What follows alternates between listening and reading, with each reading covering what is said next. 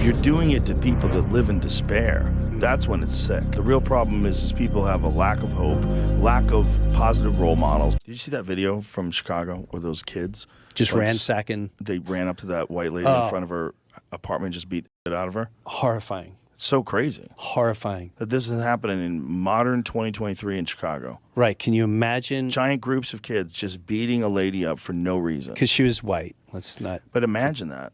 She's a white girl. Yeah. And the look on her face, she probably has never even seen a fight, let alone been in a fight. Sheer, complete terror. And beyond, and then out of her. There's all hands of all different angles just beating you. And what is it? At the end of the day, what sparked it? What created that madness? What brings you to the state of I just got to beat someone because they look like that's madness? It's also a recognition that law enforcement has lost control. Like the fact that they can do that and they think they can do that as little kids. There's like young teenagers doing this, smashing windows and meeting up in groups of hundreds. Like what do they do? Are they organizing on social media? Like what are they doing? For Is sure. that what they're doing? Yeah. Definitely. Social media is making everything so much worse. It's crazy. So much worse. It's crazy. In the same way that they meet, social media is making it easier for them to meet up and do something to people, is making it easier for somebody to find them and do something to them, because everybody still are keyboard hustlers, keyboard gangsters, thinking that thumb thugs, thinking that nobody's going to come see them. And they're outside talking all that sugar honey iced tea to their ops, you know, the people that they're beefing with. The next thing you know, their ops know exactly where they are because these idiots are all on the internet and everybody's sharing their location. And next thing you know, they're getting shot. It's crazy. And how is no one stopping that? How's no one stopping it? You don't see the organizing on social media? Yeah, it's crazy. With everything that's seen on your phone, they don't see certain things. Yeah, how do you not see that? Come on, man. But I don't think the way the policing is in this country, the way the people have lost respect for law enforcement, it's all that defund the police shit has real consequences, and that's one of them. You're seeing it right there. It's so spooky, man. It's so spooky how quickly things can like deteriorate. Well, they also dehumanize everything. When you're a police officer, what you don't realize is most of the times those cops are the first one to see your child. Yeah. And you know the trauma that brings? Yeah. Like if you got kids at home and you became an officer because you grew up in a nowhere out situation, or maybe your parents got divorced or whatever, and the only way that you know to survive is you get a pension and blah, blah, blah, and try to take the test. You take a test. You know, most people think cops are just, you know, the guys that are shooting. Most of the things they're showing up to is watching people maimed and killed and fighting and beating women. I mean, the most horror for so many people in the fire department, police, you show up, and like, yeah, the kid's dead in the back. You know, like you want to call the mom. You know what kind of, like, that's the side that no one will ever talk about. And that's the side, you know, you just show a clip that happened at one particular incident, and then the demons, we call it news media, the monsters, the creators of pure evil and violence and mind control and emotion control, spit out, and then boom, they hit the nerve, knowing they can manipulate and control and spread violence. I love what he just now said, because a lot of people don't discuss that part. It's almost like we look at first responders as if they're robots, as if since they see it all the time, they're not bothered by it. These people are real individuals. They are real people, man. They care about humanity just like us. If we see somebody fall down and not even really hurt themselves badly, we look at them like, are you okay? Are you all right? Yeah, let me help you up. No, it's cool. Let me help you up. When we see somebody fall, our hearts automatically go out for them, right?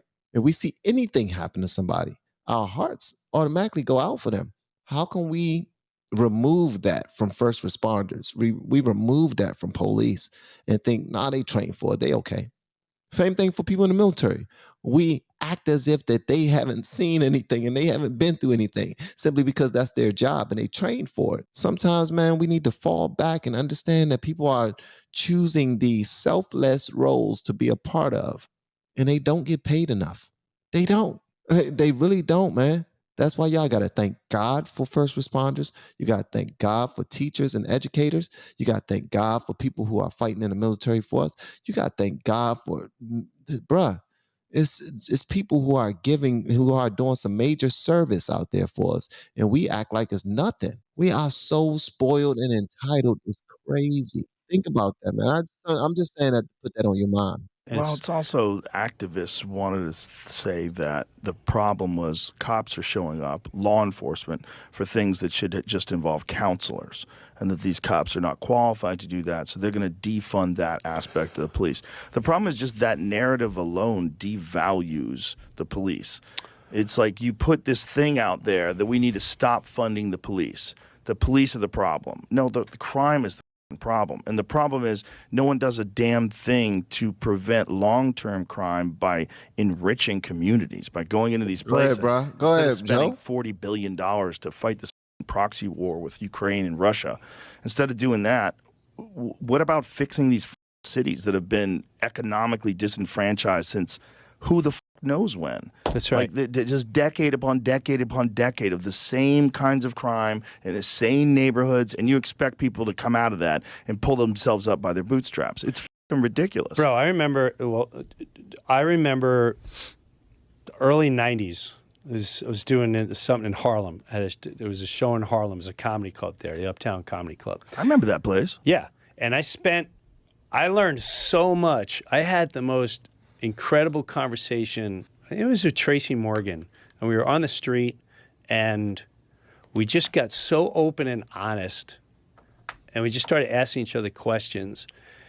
And when it came to things like welfare, I realized that is such a purposely driven, in my opinion, government trap. Yeah. And just the way he was explaining, he's like, if I have a kid, they give me money. And he's like, we don't have options. They keep us here. They put certain foods here. They offer to pay us money. And I'd love to see the statistic of when welfare came out, how communities thrived or plummeted after that, because they didn't have a drive for themselves. They're under the illusion that they're going to be taken care of. That is a very... Hey, check out the Johnny Cash t-shirt he got on, man. Yeah, I just now heard about Johnny Cash 2 years ago. I haven't heard about him before then. That was the very first time I heard about him, and I checked out one of his songs in one of my reactions. And you guys actually got really mad at me for when I very first, just before I started to really check out country music. I was checking out rock mostly and rap and comedy. But then I started checking out country music, and I didn't understand it. And I still don't, to a certain, because I didn't grow up around country music, but I appreciated it when I started to check it out more and more. But Johnny Cash, people were saying, man, this dude like one of the goats of country. I think Dolly Parton is the real big dog of country. Very dangerous thing for people if you can keep them complacent and like with a certain level of income, and just keep that amount of money where they don't have to do anything. And a lot of people get conditioned. Yeah. But the other thing is, like, how do you get people off of that? Like, without extreme willpower and discipline and like working really, really hard to get off of that, and then deciding you're not going to accept that money anymore. Like, for some people, it's easier to just stay in that little system. And that goes on in every level. Yeah. That goes on every level. When every finance level you hit, you kind of, it gets easier with the more finances, but it gets a lot easier. It gets a lot easier. It's a lot easier. Yes. But yes. the thing about it is, people always talk about these levels, man. When are we going to see the next level? Huh? YouTube, Twitch, Instagram, LFR family, what's up? We want to see the next level. I want to see the next level. Somebody, anybody, everybody. You know what? That's a lie. I've seen levels. I've come a long way. I would be lying if I sat here and acted as if I don't have a testimony and I haven't come from a long, please. We come a long way, bruh. Me and my brothers, man, when we were teenagers, and a lot of people say, man, when we were younger, we didn't have any food in the house. When me and my brothers were teenagers, I'm talking about 15, 16, 17, we would walk with our guardian at night to one of her girlfriend's houses in some of the worst, I'm talking about worst neighborhoods in DC. Linda, Poland, Salt Lake. Like we will walk through Walla Place in 10th place. We will walk through some of the worst parts of DC just to go to her friend's house so that she can sit down and talk to them, listen to music, and shoot the sugar honey iced tea with them, and then ask if she can borrow a couple dollars to feed us. If she get money from them, it'd be like $5, and we'll go to the curry out real late at night, and we'll get something to eat from the curry out. Most times they didn't give any money. They would give us like some ramen noodles. All right. And that's what we'll go back home and eat. And that's what we'll have for the week until we do it all over again. It was nuts, man. I'm not going to fake like I haven't come a long way, man. Is that it's human nature, but B, there's a lack of hope. So like if you gave that welfare check to places where people are thriving and doing things that they love to do, then it wouldn't be so bad because they just keep doing things they love to do and thriving, right? And then maybe they would find other stuff to do for a living and they wouldn't need welfare. But if you're doing it to people that live in despair, that's when it's sick. Like there's something sick about it because it's like all you're doing is putting a little Band-Aid on it, and you are giving people food and you are giving people shelter, and that is good. It's definitely better than them being homeless. But that is not fixing anything. And the only way to fix it is to give people hope. And you can't have any hope when you live in a community where like everything's where like everyone's drugs run rampant, violence, cigarettes, gangs, liquor store, everything runs rampant. Yeah, and that's the real problem. The real problem is people have a lack of hope, lack of positive role models. Everybody that you know is either involved in crime or the victim of crime or avoiding crime, or it's like you're just dealing with constant violence and crime. Constant 1,000%. And I don't know anybody who I don't know anybody who haven't robbed someone or been robbed by someone. He's right. To a certain degree, though. Here's the thing. When I was younger, I never looked at artists, like rap artists or singers or actors and actresses. I never looked at them as superstars. What do I mean by that? I always looked at myself as the same as them. I was just looking at, this is my level. This is where I am. Like they started somewhere too, but this is where I am. I'm trying to tell you the truth. Ever since a very young age, we didn't have much at all. At all, we didn't have much. But even though I was trying to be popular, I will end up doing something that will go completely against that because I had to do what I had to do. Knock on doors, take out trash, ask people if they want me to go to the store for them so I can keep the change in our apartment complex. Go down to the gas station, be down there for hours, freezing, hands, can't even feel my fingers, trying to pump, asking people if I can pump their gas or wash their windows, selling candy in different neighborhoods. Like we'll get on a truck, we'd get in the back of somebody's van.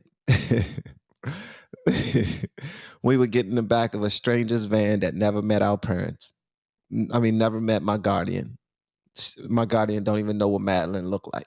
But we would get in the back of that van and we would drive like 30 minutes away from our neighborhood to somebody else's neighborhood. And we would take a crate full of candies that cost like $5 a piece. Caramel nut clusters, pecan brittle, saltwater taffies, coloring books, candles, many different things that we would go door to door in all of these Maryland neighborhoods that were all so bad, where people got robbed all the time. But since we was from the hood already, we didn't care. It's like, whatever, man, we try to make us some money. So we would sell these $5, items. And for each item we sell, we would get $1.25 from. So for us, that was like, oh, for real? That's it? Okay, we not caring about taking no no's. We would go in every single apartment building, no matter if the lights were on or off, no matter if it was people hanging out in front of the buildings or not. We would go in each one of them bad boys.